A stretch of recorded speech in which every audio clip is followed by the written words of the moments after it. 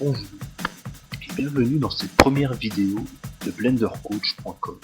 Dans cette vidéo, je vais vous apprendre comment télécharger et installer Blender. Alors tout d'abord, je suis sur le site de blender.org, le site de la fondation Blender qui réalise et programme ce logiciel. Donc pour télécharger Blender, nous avons deux possibilités. Ou télécharger la version 2.49 qui est l'ancienne version de Blender, la dernière version stable de Blender, ou la version qui est encore en bêta test, la version 2.55 de Blender. Donc moi je vous conseille, même si elle présente quelques bugs encore, de télécharger la version 2.55 puisque l'interface de Blender a complètement été revisitée, complètement été modifiée pour cette version. C'est donc une version bien meilleure et qui se rapproche le plus des logiciels professionnels du moment. Donc je vais aller sur Blender 2.55 bêta.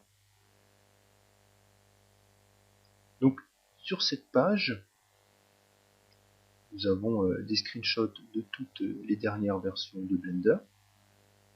Donc la version 2.5, une explication des nouvelles fonctionnalités de Blender dans différents domaines, au niveau de la modélisation,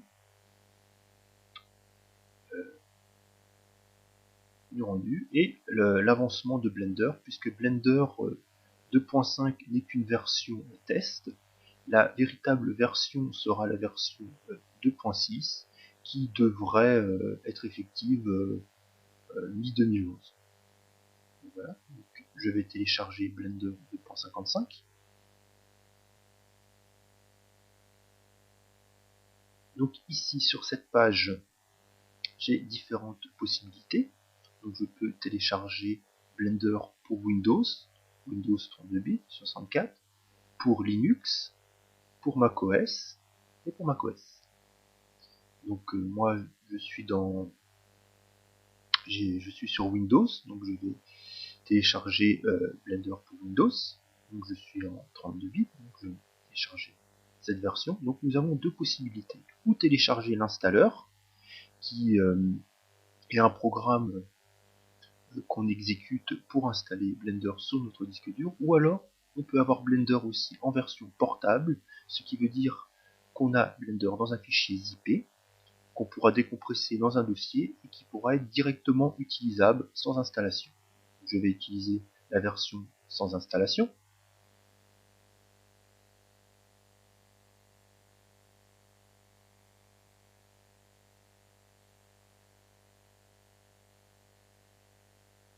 Si le téléchargement prend un peu de temps, on peut cliquer ici pour l'accélérer. Je vais cliquer sur ouvrir.